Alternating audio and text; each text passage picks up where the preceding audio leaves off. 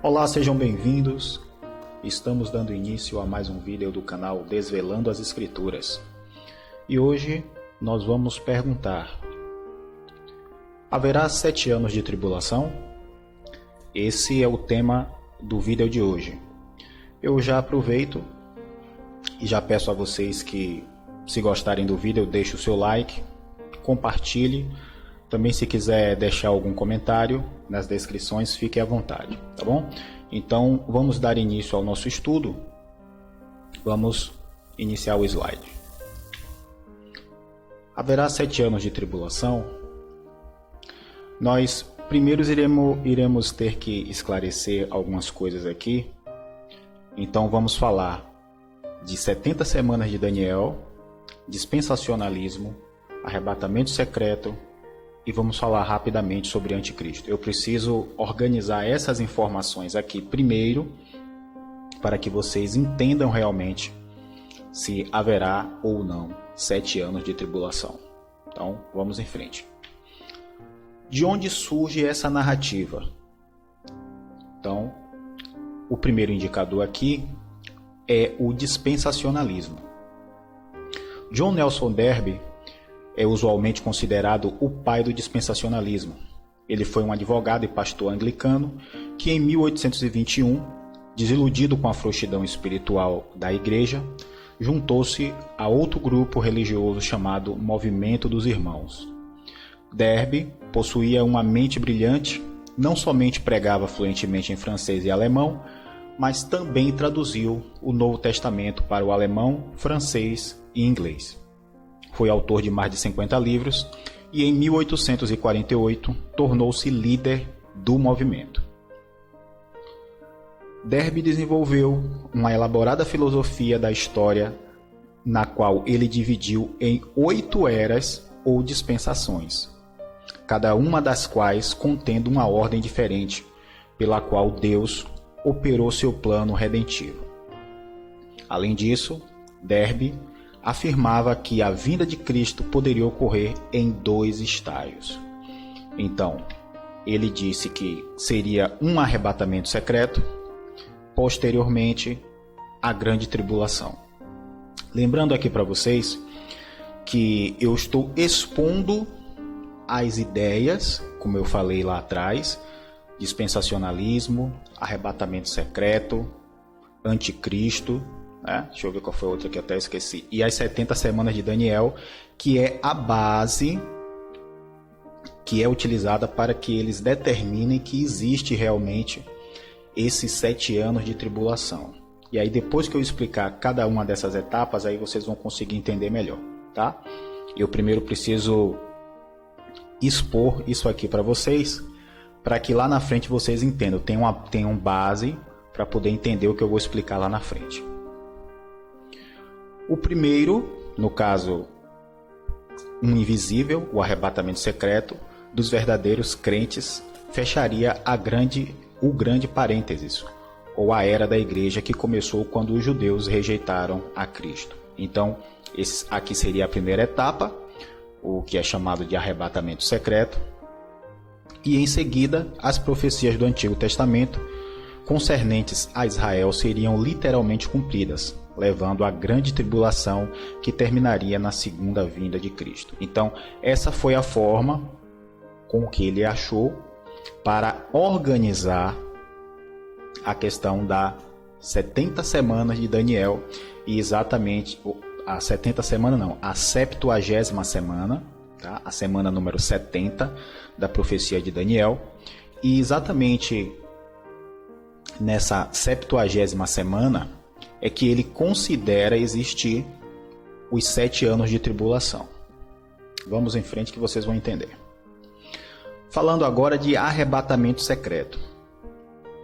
A doutrina do arrebatamento secreto foi disseminada ao redor do mundo, primeiramente através do Movimento dos Irmãos e da Bíblia de referência de Scofield, no século XX. Foi ensinada em escolas como o Instituto Moody e no Seminário Teológico de Dallas. O Futuro do Grande Planeta Terra, de Hal Lindsey, e muitos outros livros propagaram a teoria do arrebatamento secreto. Então, lembrando, estamos falando aqui de teorias. Teoria do arrebatamento secreto, uma outra teoria que é o próprio dispensacionalismo. Tá? Então, nós vamos ver se todas essas teorias elas cabem dentro das Escrituras. Vamos em frente. Quem foi a vidente Margaret MacDonald? Então aqui entramos também no arrebatamento secreto. Margaret MacDonald nasceu em 1815 em Port Glasgow, Escócia, e morreu por volta de 1840. Ela vivia com seus 2 irmãos mais velhos, James e George. As visões de Margaret eram bem conhecidas por aqueles que visitavam sua casa, entre eles John Darby, dos irmãos. Dentro de poucos meses, sua concepção profética distintiva foi refletida na edição de setembro de 1830 da The New Morning Watch, na primeira Assembleia dos Irmãos em Plymouth, Inglaterra. Quem difundiu essa ideia? No caso aqui, a ideia do arrebatamento secreto. O jornalista cristão Dave MacPherson escreveu um livro sobre o assunto da origem do arrebatamento secreto. Ele escreve, abre aspas, temos visto que uma jovem escocesa chamada Margaret MacDonald teve uma revelação particular em Port Glasgow, Escócia, no começo de 1830, de que um grupo seleto de cristãos seria capturado para encontrar Cristo nos ares, antes dos dias do anticristo. Então, o Dave MacPherson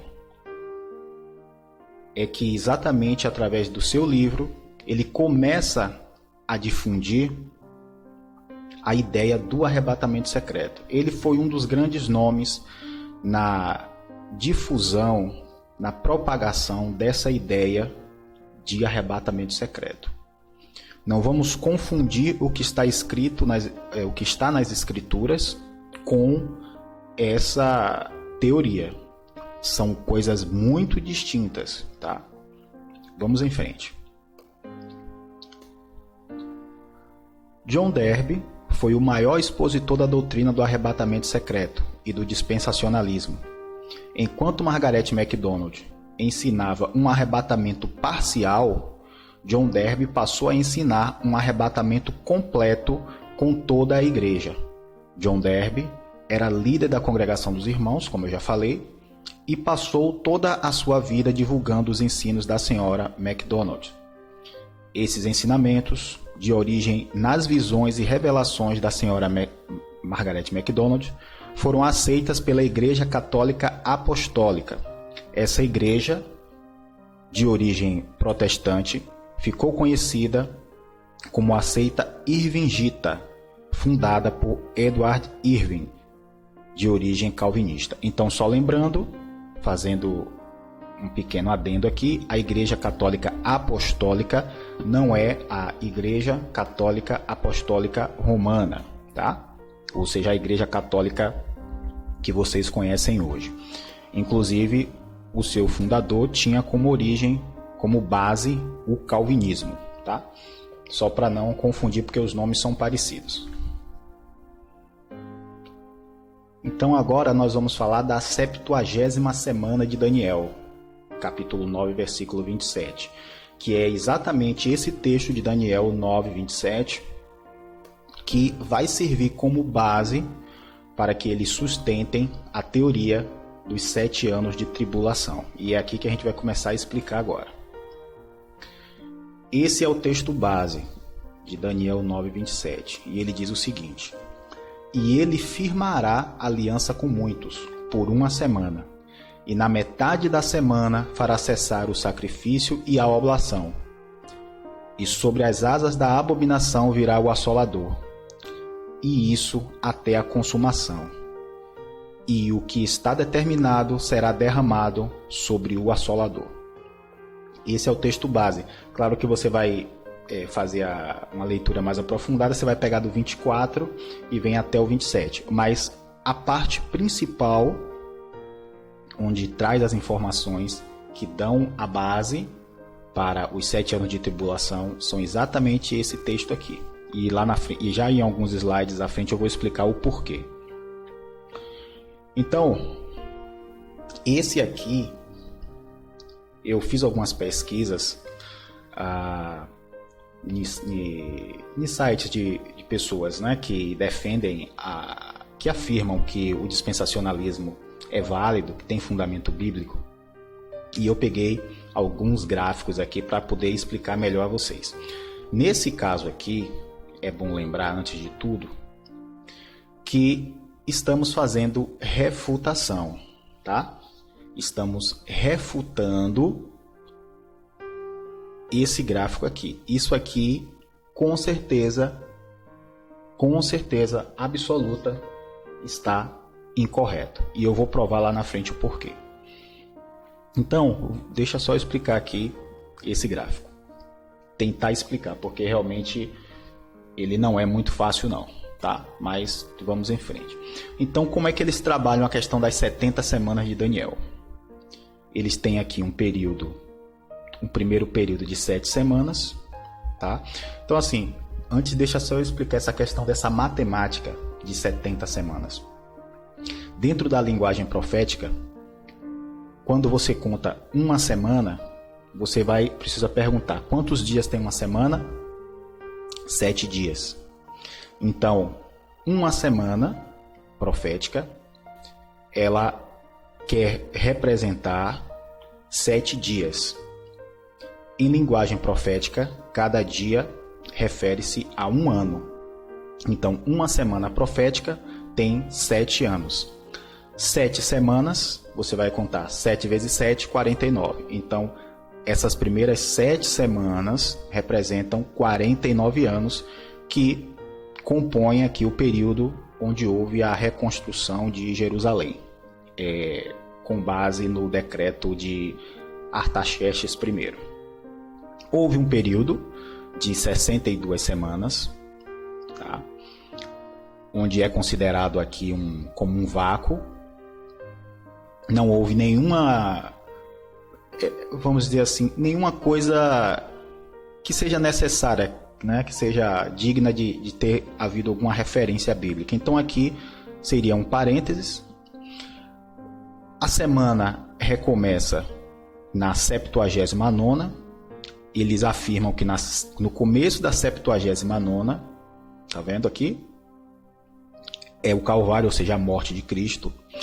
E desse período, eles inserem uma lacuna, vamos dizer assim, infinita, sem um período para que volte a se contar as semanas.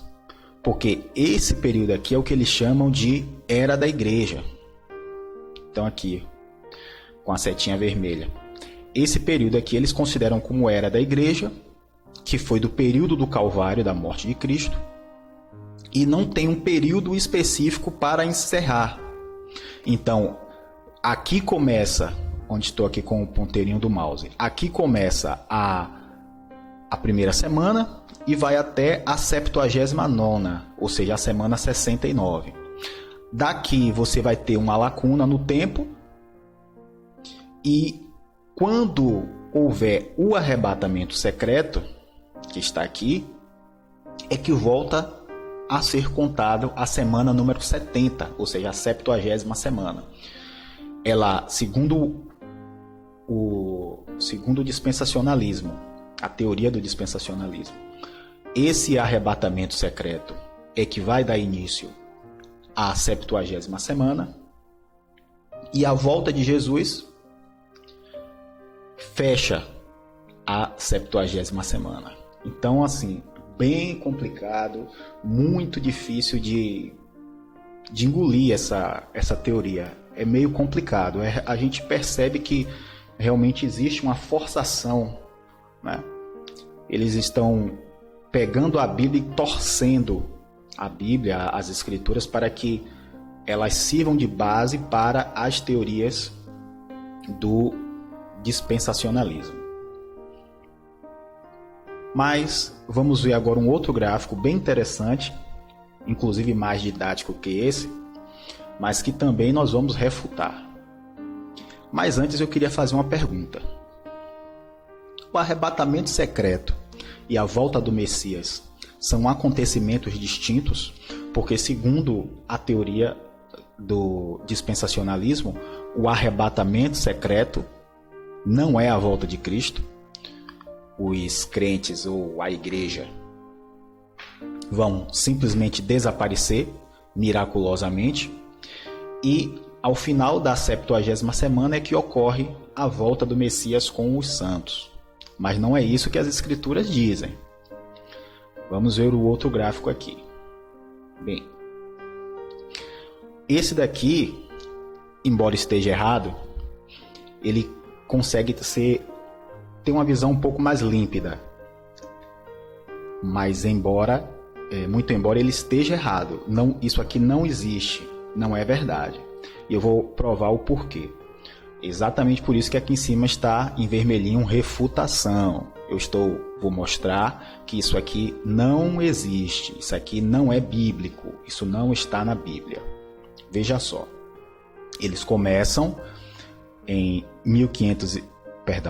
455 a.C., com a reconstrução do templo, e aqui você vai ter um período de 7 semanas, que vão dar 49 anos, né? Está correto, essa primeira parte aqui está correta.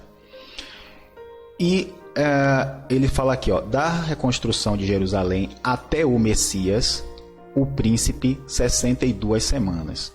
Então, tem aquele período, um vácuo aqui, uma lacuna, e daqui até aqui eles contam 69 semanas. Então, eles ainda utilizam aqui esse vácuo do momento da morte do Messias. Inclusive, eles colocam a morte do Messias aqui com 29 anos, tá? No ano 29. E eu vou mostrar aqui que não é esse ano. E aqui eles fazem o seguinte, o grande parêntese profético entre a 79ª semana e a 70ª semana. Então, 69ª e a 70ª. Então, eles dizem que da morte de Cristo até a vinda do Senhor para os seus santos, tá? Tem aí um período que é infinito. A gente não sabe quando isso vai acontecer, até porque ninguém sabe quando o Senhor vai voltar para arrebatar a sua igreja. Isso aqui é bem complicado. E aí essa versão aqui, eles ainda são mais detalhistas e trazem outras percepções que a gente precisa analisar. Vamos olhar uma por uma. Então, já dentro da 70ª semana, eles criam o período chamado princípio das dores, que é a metade, ou seja, 3 anos e meio dessa 70ª semana. Então, a metade é o princípio das dores, a outra metade é a grande tribulação, que compõe aí um período de 1260 dias, que está errado isso aqui. E logo em seguida vem a vinda do Senhor com os santos. Então, o que eles querem dizer é que esse período vai ocorrer da seguinte forma: vai ocorrer a vinda do Senhor para os seus santos, ou seja, o arrebatamento secreto é aqui. Posteriormente, o princípio das dores. Depois, a grande tribulação. E fechando com a vinda do Senhor com os seus santos. Depois disso aqui, ele vai ter um outro período, que eles aqui colocam como a indignação, que é um período de 75 dias literais, até chegar o milênio. Só que assim, é bem complicado de você aceitar essa narrativa, porque as escrituras não dizem isso. As escrituras não falam que todos esses 1, 2, 3, 4, 5 eventos serão separados. A Bíblia não fala que haverá esse evento específico de o princípio das dores. Não fala que haverá um período específico de grande tribulação que vai durar um determinado período de tempo. E também não vai dizer que essas duas situações aqui são distintas. Mas vamos fazer perguntas. O Messias irá voltar 2 vezes, porque, segundo esse gráfico sustentado pelo dispensacionalismo, o Messias iria voltar 2 vezes. Primeira vez para raptar secretamente a sua igreja, e segunda vez seria a vinda com os santos para estabelecer exatamente o reino milenar. E aí, uma outra pergunta. Os 1260 dias são literais? Os 1260 dias da profecia? Porque aqui para eles esses 1260 dias iria dar exatamente 3 anos e meio. Mas nós sabemos que em linguagem profética, um dia é igual a 1 ano. A grande tribulação que ocorreu não é essa aqui. A grande tribulação, como eu falei, ela já ocorreu. E foi um exato período de 1260 anos, que foi no período de Roma papal. E aí, tendo seu desfecho com as inquisições, as perseguições que foi feito à igreja verdadeira. Mas eu não quero entrar muito nesse detalhe, porque eu já estou preparando um vídeo para mostrar o que realmente foi a grande tribulação e provar biblicamente e historicamente que a grande tribulação já ocorreu. Então não adianta você ficar esperando por uma coisa que já ocorreu, porque ela não vai acontecer de novo. A grande tribulação já aconteceu segundo as escrituras e segundo a própria história. A própria história vai comprovar o que a Bíblia diz, que a grande tribulação já ocorreu. Eu não vou falar muito, como eu disse, porque eu não quero me desligar um pouco, me afastar um pouco desse tópico, tá? Dos 7 anos de tribulação. Mas eu quero fazer mais uma nova pergunta. O milênio não irá começar com a volta do Messias?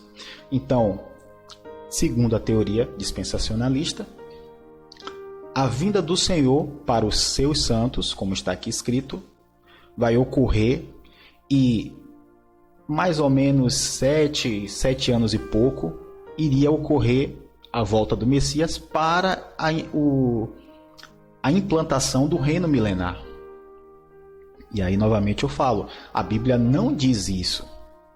E eu vou provar que a Bíblia não diz isso.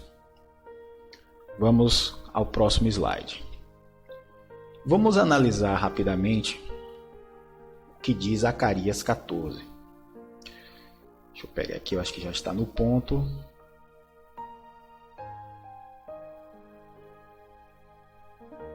Pronto.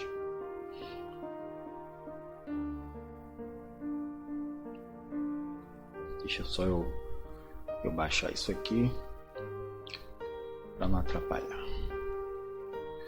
Veja só o que diz Zacarias 14. Eis que vem o dia do Senhor, em que teus despojos se repartirão no meio de ti.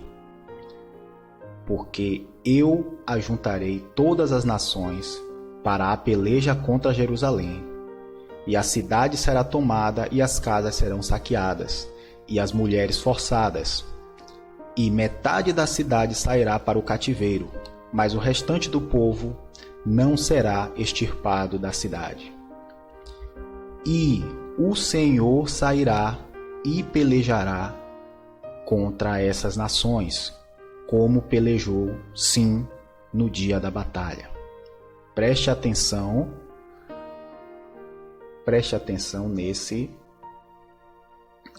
nessa parte aqui agora, no versículo 4. Veja que coisa interessante.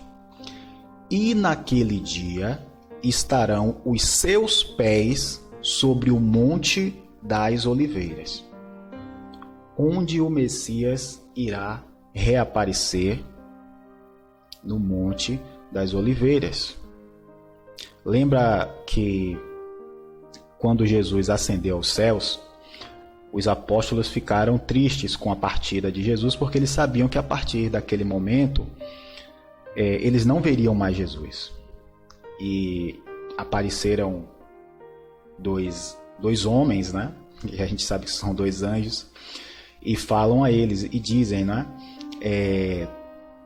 Da mesma forma que vocês viram Jesus subir aos céus, ele descerá. Jesus ascendeu aos céus no Monte das Oliveiras, e é naquele mesmo local que ele irá retornar. Então veja aqui, ó.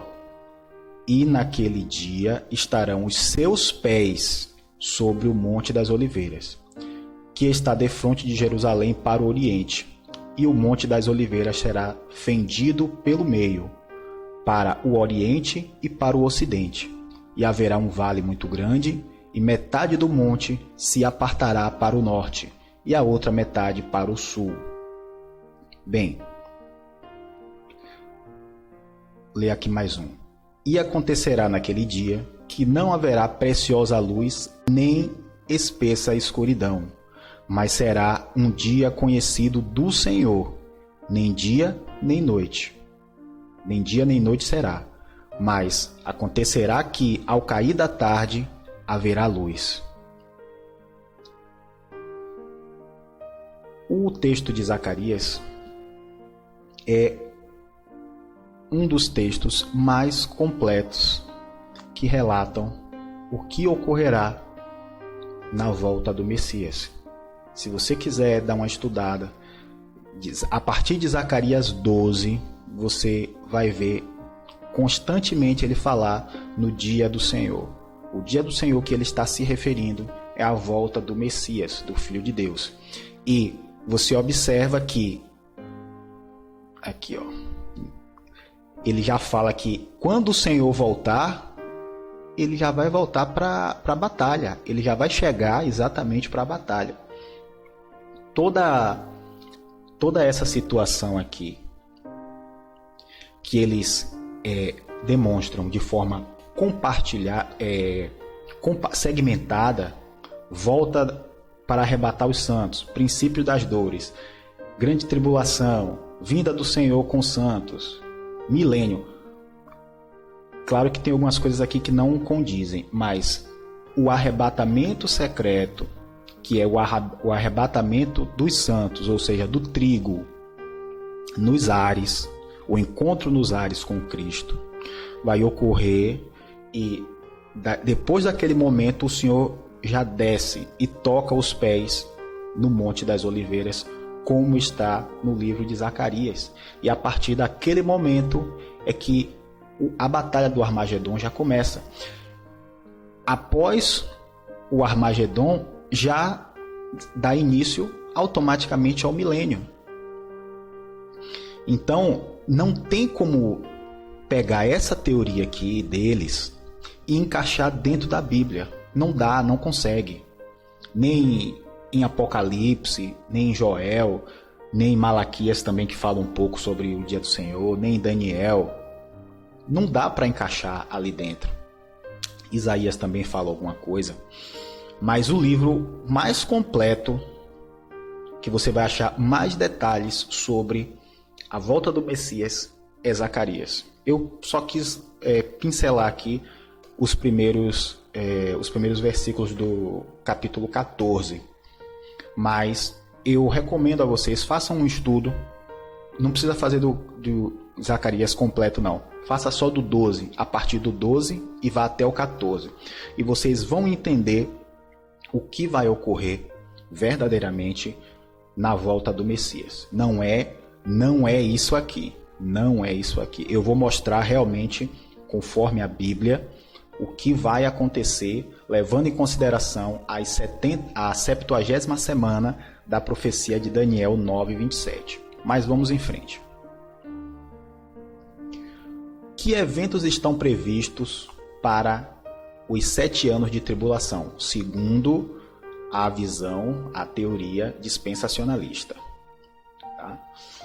De acordo com o dispensacionalista N. Lawrence Olson, após o rapto da igreja, o governador do mundo, o anticristo, fará um acordo com o povo judeu, mas no meio da semana, ou seja, após 3 anos e meio, romperá o pacto que permitiu o restabelecimento da religião judaica e a reconstrução do templo, no lugar onde está a mesquita de Omar. Colocará no Santo dos Santos a abominação desoladora, que fala em Daniel 9:27, Mateus 24:15, que pode ser sua própria imagem, e exigirá adoração, conforme Apocalipse 13:15. Assim, esta segunda metade da semana, de 1260 dias literais, será a grande tribulação e afetará o povo judeu. Identifica o filho varão da mulher no capítulo 12 de Apocalipse como sendo o remanescente fiel de Israel, os 144.000 no fim dos 7 anos e a grande tribulação. As nações aliadas ao anticristo se reunirão contra Jerusalém e aí então serão derrotadas por Cristo em sua vinda com os santos. Então esse aqui é o livro O Plano Divino através dos Séculos, página 125 129, de N. Lawrence Olson. Então, quem quiser dar uma pesquisada, é só jogar aqui no Google a referência, tá? E vocês vão ver exatamente ele fazendo a defesa com base no sistema dispensacionalista, na teoria dispensacionalista, tá bom? Vale a pena dar uma conferida para quem quiser, quem gosta de esquadrinhar, é muito bom dar uma pesquisada. Mas eu vou explicar tudo isso aqui no final, então você observa, eu vou até voltar. Então ele fala que do anticristo, que fará um acordo com o povo judeu, a reconstrução do templo, no lugar onde existe hoje a mesquita de Omar, colocará no Santo dos Santos a abominação, que seria a sua própria imagem, grande tribulação e os 144.000. Bem, vamos seguir. A última semana profética poderia ser desmembrada das outras 69? Daniel falou de um período de 70 semanas que determinariam a vinda do Messias. Este tempo mede 490 anos. Teria início no ano 457 a.C. e não poderia ser aumentada. São 70 semanas sequenciais, ininterruptas. Abrir um parênteses entre a 69ª semana e a 70ª semana é uma manipulação da profecia para ajustá-la aos anseios do dispensacionalismo. É pura verdade isso aqui. Não tem como você pegar uma profecia que fala de 70 semanas e transformá-la em 69, abre-se um parêntese no tempo que não se sabe, vamos dizer assim, abre um parêntese infinito do ano que Jesus morreu até a sua vinda, e dali você conta a 70ª semana. Então, realmente fica bem complicado. Então, quando você simplesmente ouve aquele discurso pronto, é muito fácil, é muito bonito. Mas quando você começa a estudar, quando você começa a se aprofundar, e aí você vai percebendo que aquilo ali não tem nada a ver, não tem como você pegar as escrituras, torcer, contorcer, apertar, espremer e tentar provar a sua teoria com base numa coisa que a Bíblia não está dizendo. Mas vamos em frente. Agora essa parte aqui é bem interessante porque eu preciso falar dele, né? Do anticristo. E eu também vou só dar pinceladas bem simples, como sempre, porque eu já estou com o material estudando para fazer uma breve reflexão sobre quem é o anticristo. E todo mundo fala, né? Se você procurar na internet aí, é uma briga, né? É o genro do Donald Trump, o Jared Kushner, é o Erdogan, presidente da Turquia, tem também o presidente da França, o Macron. Então, as pessoas não percebem que elas próprias acabam reproduzindo as mentiras do sistema. E, obviamente, o verdadeiro anticristo sabe de tudo isso. E quem manipula todo o sistema para que ele pegue pessoas e criem um espetáculo, criem um circo para dizer, olha, aquele cara ali pode ser o anticristo, olha, aquele outro ali pode ser o anticristo, tá vendo? Ele é judeu, ele nasceu lá, ele tem descendência judaica, isso e aquilo. Gente, vamos observar as escrituras, minha gente. Está tudo nas escrituras. O problema é que a maioria das pessoas preferem dar crédito para as loucuras humanas, para essas falsas teorias, para as falsas doutrinas, para os falsos doutores. Então, é bem complicado, sabe? Esse tipo de coisa é bem difícil. Então, é o que eu recomendo. Estude. Você tem dúvida sobre alguma coisa? Estude. Tome como base a Bíblia. E você não vai ser enganado por ninguém. Então, agora, eu vou mostrar aqui o que os reformadores falaram a respeito do anticristo. Esse tema já era discutido desde o século XIV. E a gente vai ver isso aqui. Vamos ver o que falou sobre o anticristo o John Wycliffe. Vamos ver. Abre o aspas. Porque é necessário procurar por outro anticristo. No capítulo 7 de Daniel, o anticristo é forçosamente descrito como sendo uma ponta se levantando no tempo do quarto reino. Está aqui a referência no livro From, volume 2, página 55. Vamos ver um outro reformador. Talvez esse vocês conheçam mais. Lutero. O que Lutero falou a respeito do anticristo? Veja que coisa interessante.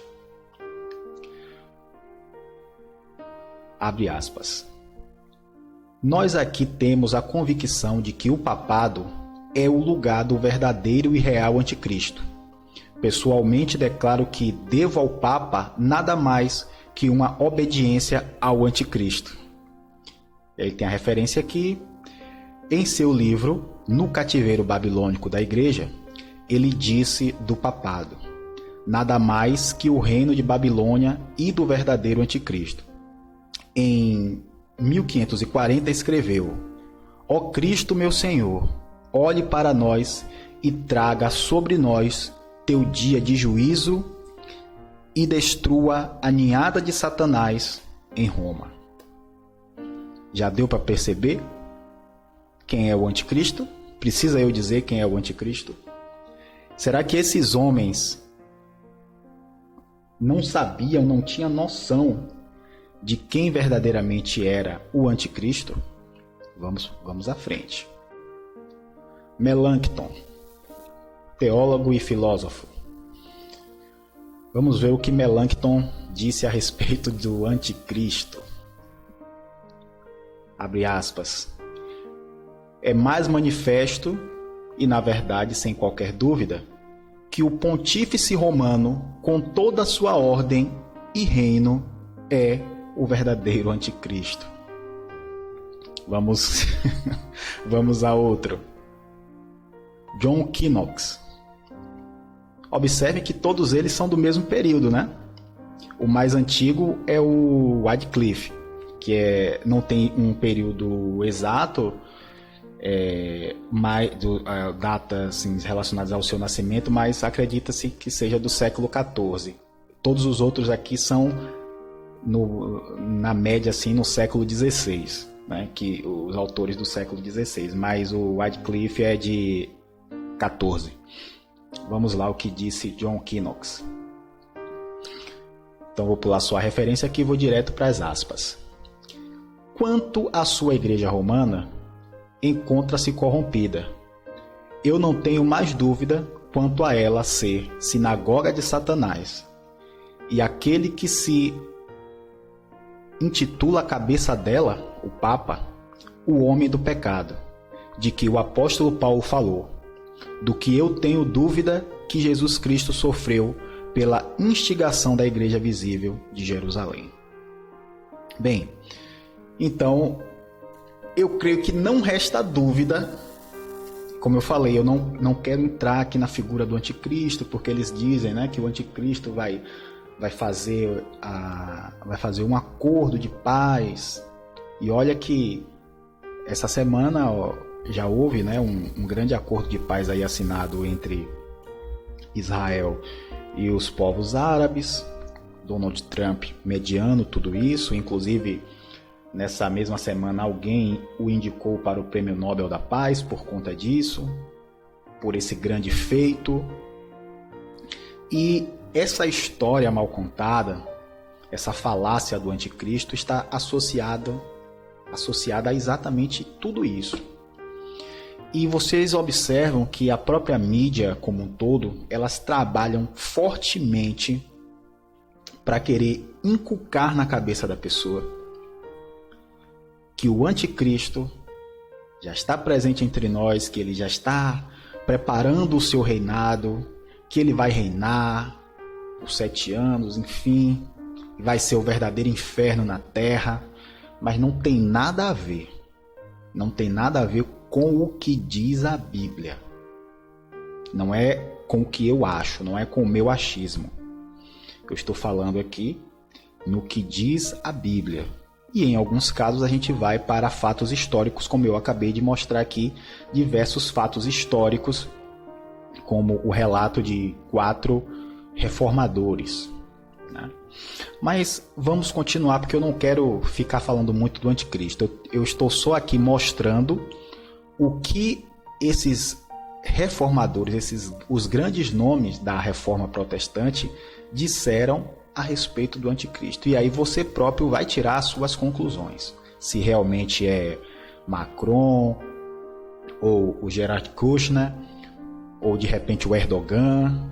Tem gente até que deve fazer bolsa de apostas, né, para descobrir quem é o anticristo, e inclusive tem muito youtuber que aposta em um cara para ser o anticristo, aí vê que não tem mais nada a ver, que ele não consegue sustentar, e ele cai fora. Achei o novo anticristo. Então, isso é ridículo, gente. Isso é ridículo, não é dessa forma. Mas vamos em frente. O anticristo, eu vou preparar uma breve reflexão sobre o anticristo e fatos históricos, e vou fazer um novo vídeo mais à frente. A difusão da mentira no século XX, no século XXI. Bem, aqui na verdade é século XX, século XXI. Aí você vai me perguntar, mas Rogério, não tem como essa versão dos 7 anos de tribulação não ser verdade, não ser verdade. Aí eu te pergunto, por que que não pode ser? Aí você vai dizer, não, porque eu aprendi isso já desde criança. E, sabe, é dentro da igreja católica fala isso, na igreja protestante fala isso, batista, assembleia, todo mundo fala a mesma coisa. Como é que todas essas denominações podem estar erradas?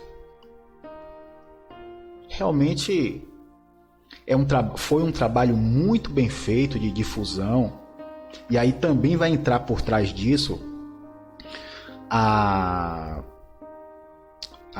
Companhia de Jesus, né? Os jesuítas vão entrar fortemente divulgando, difundindo essas ideias heréticas de 7 anos de tribulação, enfim. Mas eu tenho certeza que a minha mente, que a sua mente, ela foi programada, ela sofreu uma programação neurolinguística por um ente hoje muito mais poderoso do que a própria igreja. Aí você vai dizer, quem? Quem poderia ser, ter essa conotação mais poderosa do que a própria igreja? E eu vou lhe dizer, essa entidade aqui, ó, Hollywood.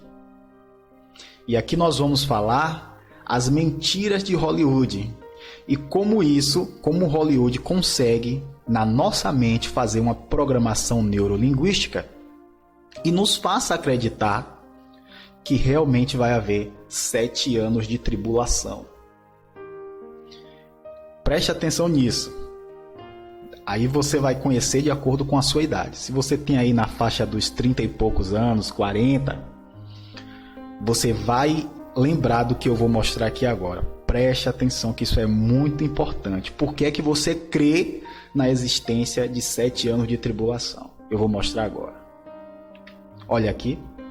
Deixados para trás. Agora, observe. Esse foi um filme. Eu peço até desculpas, era para eu ter pesquisado o ano dele. O ano que ele foi lançado. Eu não fiz isso. Mas eu acredito que ele deva ter sido aí ano 2000. Porque quando eu me converti, quando eu aceitei a Cristo em 2008, já tinha esse filme. Eu me lembro que eu assisti ele mais ou menos nessa época. Eu acredito que ele seja aí do ano de 2000 para cá. Mas enfim, não faz muita diferença. Agora, observe como esse pessoal de Hollywood, ele é maquiavélico. Ele lança um filme, Deixados para Trás. O fim dos tempos começou. Veja o que ele coloca aqui em cima. Coleção Bíblia Sagrada. Então, o cidadão que é cristão, ele faz o quê? Poxa, eu pego o livro de Apocalipse e não consigo entender nada, toda aquela figuração, dragão de 7 cabeças, animais, não sei o que, animais terríveis, que dá até medo. Eu tenho um medo de abrir o livro de Apocalipse. Tenho um medo. Eu tenho até pesadelo quando eu abro o livro de Apocalipse. Então, como eu tenho um pesadelo, eu vou fazer o quê? Eu vou pegar um filme de Hollywood que ele vai me explicar tudo direitinho. Aí o cara lança isso aqui e ainda coloca coleção Bíblia Sagrada. Mas vocês bem sabem que Hollywood ele tem assim um fetiche por trilogia. Então não poderia ser diferente do filme Deixados para Trás. Eles fizeram Deixados para Trás parte 2, Comando Tribulação. Olha aí. E como eu falei que é uma trilogia, eles não iam parar no número 2. Eles fizeram Deixados para Trás parte 3, Mundo em Guerra. E aqui o negócio já fica bom, né? Já entra até um ator de Hollywood, se eu não me engano é Louis Gossett Jr. Então ele cria uma trilogia e vai trabalhando sua mente para você aceitar a mentira dos 7 anos de tribulação. E eu tenho certeza que muita gente que está assistindo aqui o vídeo agora já assistiu esse filme. Eu já assisti. Quando eu ficava, logo, sei lá, no começo, quando eu ficava sem respostas, poxa, eu ia procurar algum tipo de resposta onde estava mais fácil para mim. Nunca na Bíblia, né? Muito embora que eu particularmente, um dos primeiros livros que eu li por completo na Bíblia foi exatamente Apocalipse. Não entendi nada, é claro.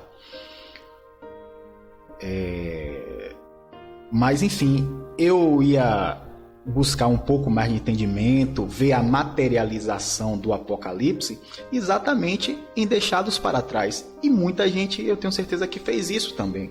Só que Hollywood não para, Hollywood é uma máquina. Ela programou neurolinguisticamente uma geração e agora precisa fazer o mesmo processo com uma nova geração. E aí Hollywood faz o quê? Deixados para trás, a nova geração. Vocês entenderam? Tem que dar muita risada com isso. Mas isso aqui é satânico. A gente ri quando o tema é exposto assim da forma que eu estou trazendo para vocês, né? A gente dá risada e diz assim: poxa, os caras são maquiavélicos meu. Mas é mais que maquiavélico, é satânico, porque isso aqui é uma programação que ele já deu na minha geração, por exemplo, que tenho aí na faixa dos 45 anos. Então ele já programou essas pessoas e agora ele já trabalha para programar exatamente as novas gerações. E isso aqui não para, porque a intenção deles é vender essa ideia mentirosa dos 7 anos de tribulação. E aí, enfim, é bem complicado isso aqui. Mas vamos em frente. Já falei de Hollywood. Pronto. Aqui, agora, inclusive, a gente muda um pouco o fundo, tá? Você percebe que fica um pouquinho mais claro. Aqui agora eu vou trabalhar explicando a vocês o que realmente quer dizer as 70 semanas proféticas de Daniel 9:27. Então, daqui para frente, o que eu vou falar tem base bíblica, tem respaldo bíblico. Não é achismo, não é teoria, não é nenhum tipo de ideia louca que os caras criam aí e acabam levando muitos à perdição. Mas vamos em frente. As 70 semanas de Daniel 9:27. Qual o propósito das 70 semanas? Eu vou trabalhar uma a uma com vocês e aí vou mostrar. As 70 semanas proféticas de Daniel determinam a vinda do Messias e seu sacrifício expiatório que daria fim ao antigo sistema aarônico de purificação dos pecados.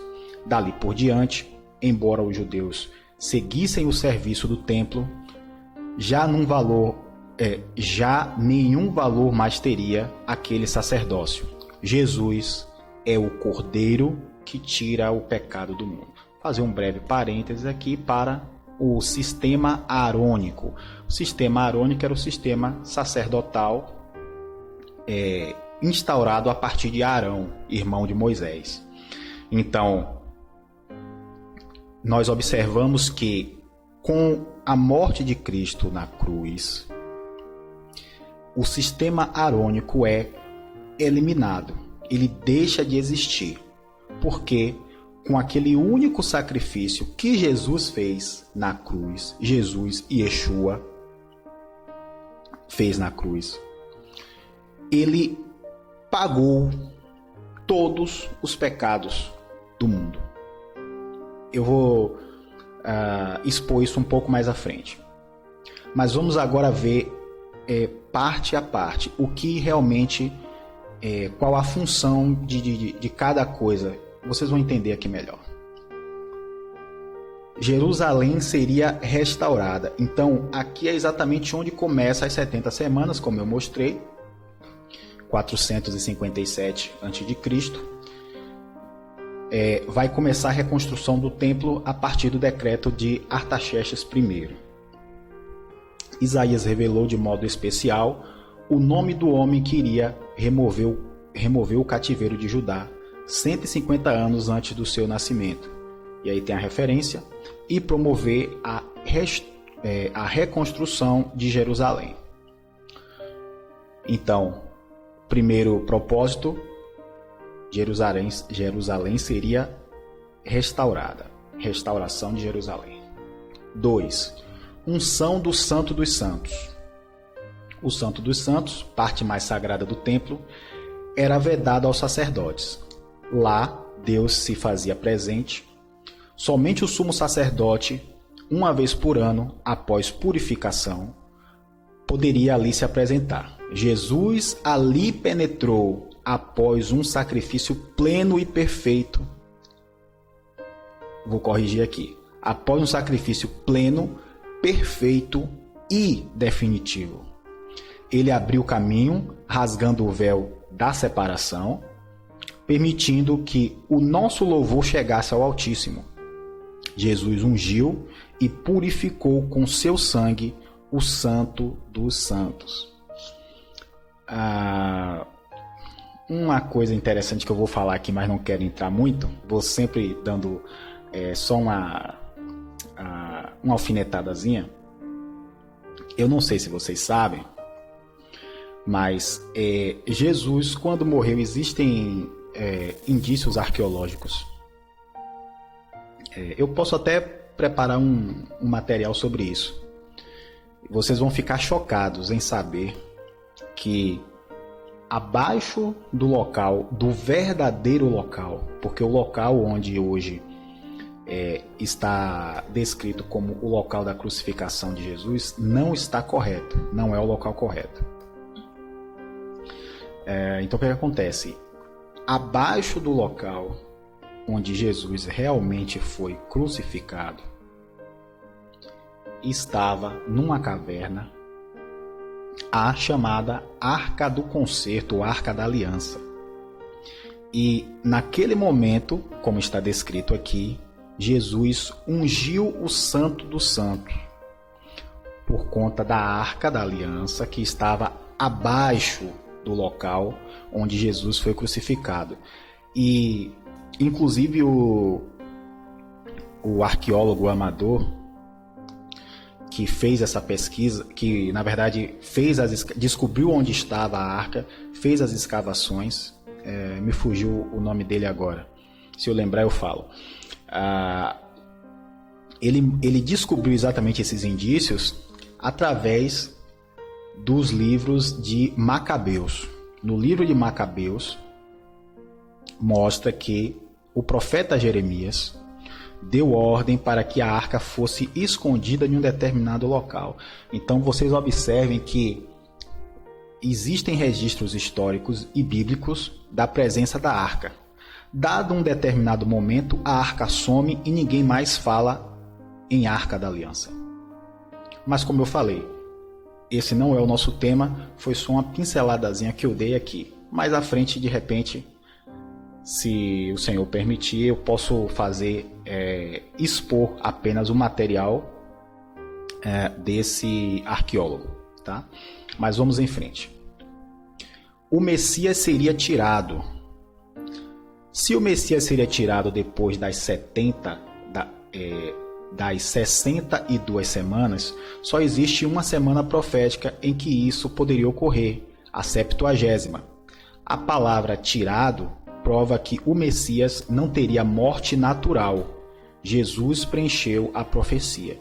No caso, a profecia diz que o Messias seria tirado, que ele seria morto, tá? Então, mais um propósito aqui. Vamos ao próximo. Extinguiria a transgressão. Ao morrer, Jesus disse: está consumado. Nenhum sacrifício futuro poderia acabar com a transgressão. Ele acabou no Calvário. Ou seja, ele encerrou com toda a transgressão no Calvário. Vamos ao próximo. Daria fim aos pecados. Sacrifício de animais não poderia tirar pecados, mas ele ofereceu um sacrifício para sempre. Levou sobre si nossos pecados, todos, os do passado, os do presente e os do futuro, foram tirados na cruz. Próximo. Expiar a iniquidade. Jesus, nosso sumo sacerdote, por sua morte, expiou os nossos pecados, nos reconciliando com Deus. Só lembrando que eu estou deixando todas as referências aqui, eu não quero abrir todas as referências, mas você pode dar uma pausa no vídeo, vai lá, pesquisa em Hebreus 2,17, Colossenses 1,20, Tito 2,14. Basta você ir lá pesquisar, as referências estão aqui. Eu só não estou tratando referência por referência, porque senão o vídeo vai ficar muito longo, tá? Mas está aqui na tela, é só ir lá e conferir. Trazer a justiça eterna. Jesus veio para cumprir toda a justiça. É nossa justiça e por seu sangue nos justificou com uma eterna redenção. Selar a visão e a profecia. Selar, no caso, diz respeito a confirmar a veracidade do profeta e da profecia. Olha aí o que eu tinha mencionado antes, né? Jesus selou a profecia, cumprindo o que nela estava escrito. Firmar um concerto. Jesus, pelo seu sangue, estabeleceu um concerto ou pacto eterno, o Novo Testamento, sendo ele nosso mediador. Eu até reforço, sendo ele nosso único mediador na nossa relação com Deus. Jesus é único mediador. Cessar o sacrifício e a oferta de manjares. Os sacrifícios do antigo pacto eram meramente um tipo de sacrifício final de Cristo. Após o Calvário, não resta mais sacrifícios pelos pecados. Embora os judeus os seguissem fazendo, nenhum valor mais tinham perante Deus.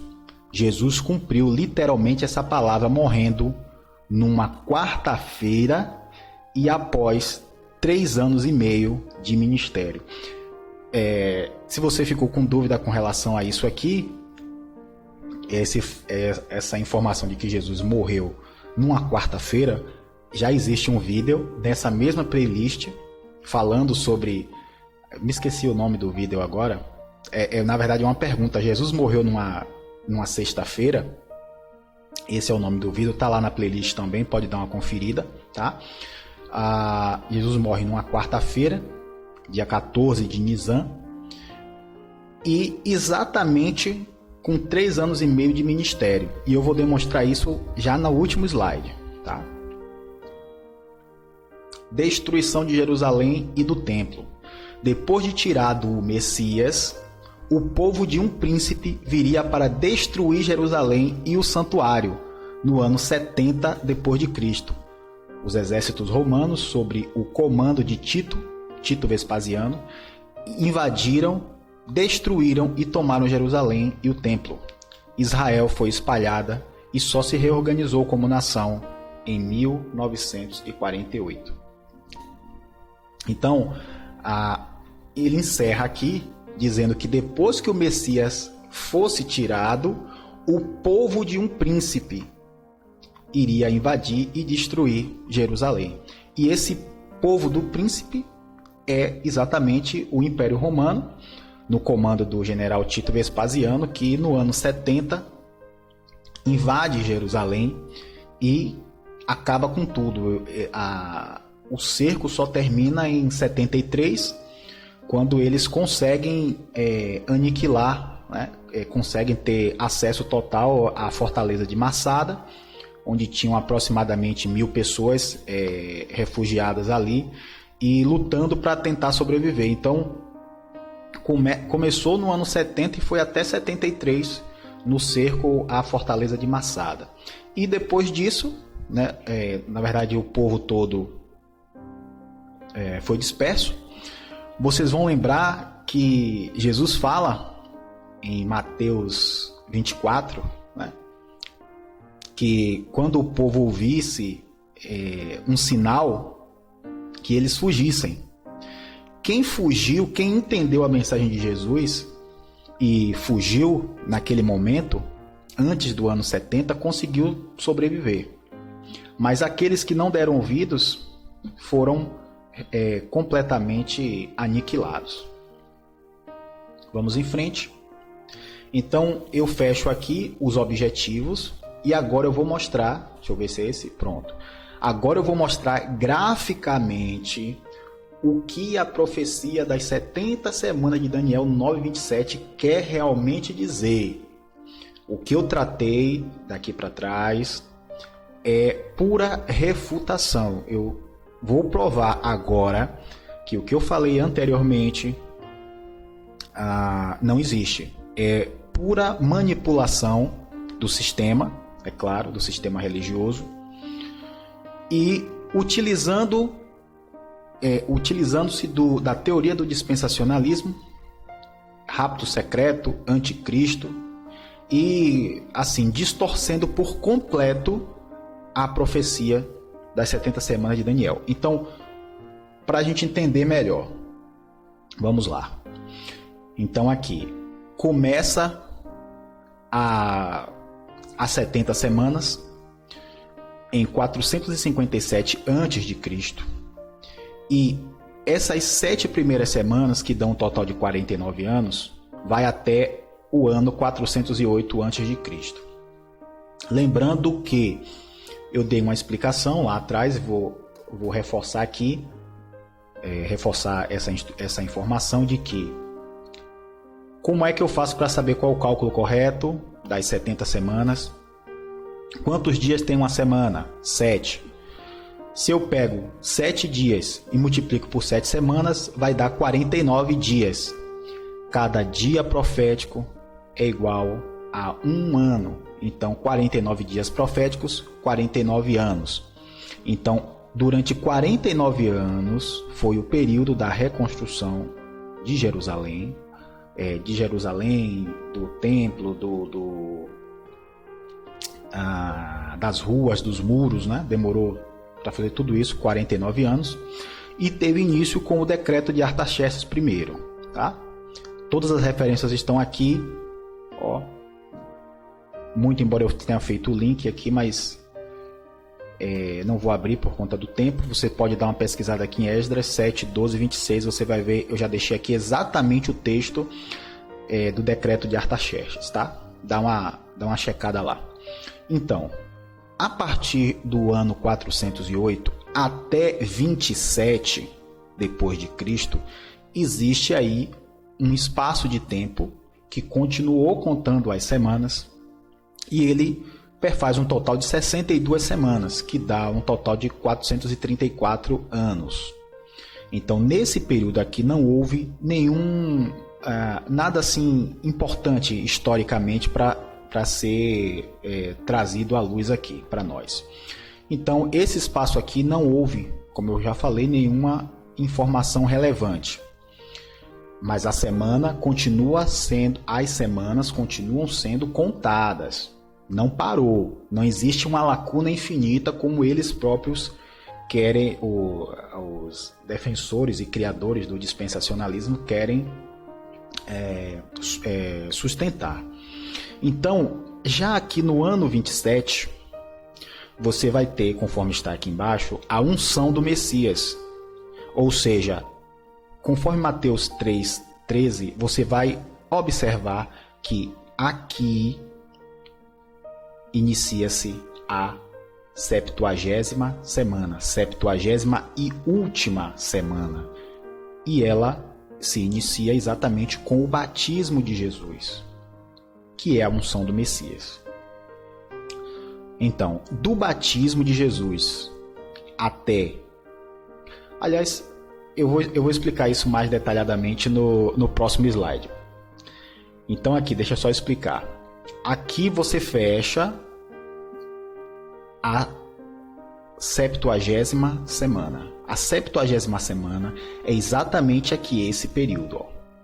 Aí vamos lá, só lembrando que você vai pegar aqui 49 anos, 7 semanas, 49 anos, 62 semanas, 434 anos e uma semana, 7 anos. Se você for fazer essa matemática aqui, vai dar 70 semanas, 490 anos, tá? Eu vou explicar agora no próximo slide isso aqui que eu preciso ampliar mais. Pronto, então veja só.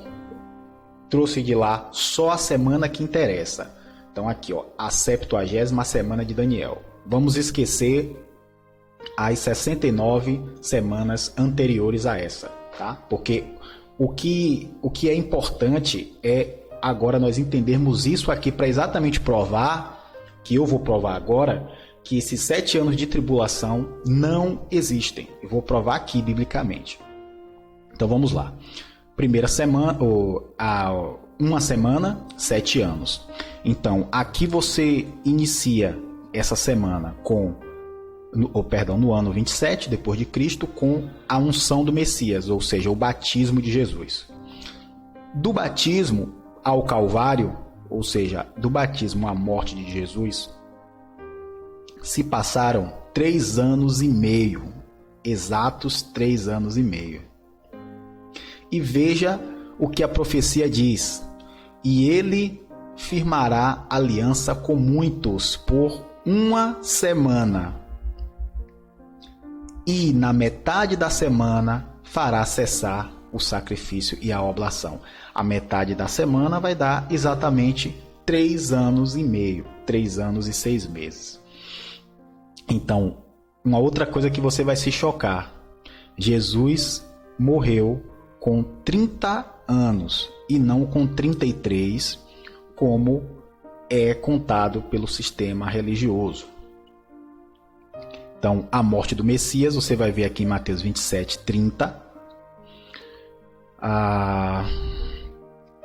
E depois da morte de Jesus, você vai contar mais 3 anos e meio, que vai dar aqui o ano 34. No ano 34, foi exatamente que houve o final da contagem, da selagem dos 144 mil. Esses tão famosos 144 mil que é dito o tempo todo aí no livro. Quem será os 144 mil que a gente só vai saber depois da tribulação, etc., com a vida? Não, minha gente. Os 144 mil já estão selados, conforme está escrito em Apocalipse. E em Atos 10:47, você vai exatamente ver o momento em que se encerra a selagem dos 144 mil. 12 mil de cada tribo. 12 vezes 12, 144. No caso aqui, 144 mil. 12 mil homens de cada tribo. Das 12 tribos, né? 12 vezes 12, 12 vezes 12 mil, 144 mil. Então, esse momento aqui de Atos 10:47, vocês vão verificar que é exatamente o batismo de Cornélio. Deixa eu pôr isso aqui para vocês. Eu vou colocar aqui rapidinho.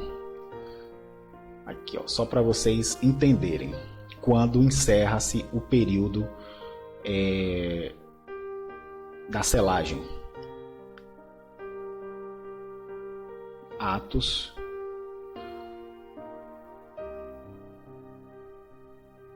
10:47. Preste atenção que é interessante isso aqui.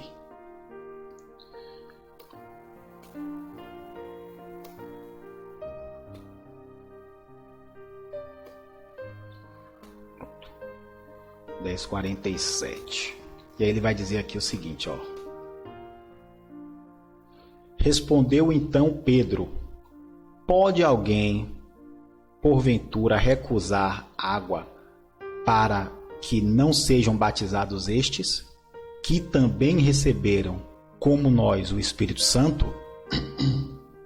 Desculpa. Então, aqui, ó, é o momento em que que Pedro está na casa, na residência de Cornélio, com todos os seus servos e familiares, etc. E Pedro, ao começar a falar sobre Jesus, sobre toda a sua obra redentora, etc., ele começa a evangelizar essas pessoas e automaticamente o Espírito caiu sobre eles e eles começaram a falar em línguas. Tá vendo? Então ele fala aqui, ó, porque os viram falar em línguas e magnificar a Deus. E então Pedro chega à conclusão de que a salvação não era apenas para os judeus, mas também para os gentios. E a partir desse momento aqui é encerrado o tempo a contagem dos 144 mil. israelitas. E a partir daquele momento abre-se a janela de oportunidade para os gentios, para nós gentios. Quem não é judeu, né? Ou quem não é israelita, na verdade. Então, como eu mostrei aqui, a selagem vai terminar em 34. E conforme o próprio texto diz, no ano 70, o imperador, o general Tito Vespasiano, ele invade Jerusalém, né, e a destrói. Esse fato aqui, ele não contempla as 70 semanas. Como ele está dentro da profecia, então eu estou trazendo ele aqui e colocando na linha do tempo só para a gente ter uma noção. Mas esse período de 34 até 70, ele já não conta mais, né? De 35 até 70 ele não conta mais como a 70ª semana da profecia de Daniel 9:27. Então, só para a gente entender aqui e fechar, todos os dados que nós revisamos agora nessa fase que eu estou explicando aqui exatamente o que ocorreu. Então, antes da 70ª semana, o que aconteceu? Jerusalém seria restaurada e a unção do Santo dos Santos. Então, no caso, foi isso aqui. Esses dois itens foram realizados aqui, tá? Desculpa. E aí você vem agora para a 70ª semana. Na 70ª semana, Jesus cumpriu tudo isso aqui, ó. O Messias seria tirado no meio da semana, extinguiria a transgressão, daria fim aos pecados, expiar a iniquidade, trazer a justiça eterna, selar a visão e a profecia, firmar um concerto, tá vendo? Cessar o sacrifício e a oferta de manjares. E o último propósito, que não foi o Messias que cumpriu, é claro, que foi o general Tito Vespasiano, a destruição de Jerusalém e do templo, que ocorre aqui no ano 70. Então, pessoal, essa aqui é a verdadeira e única interpretação da 70ª semana de Daniel 9:27.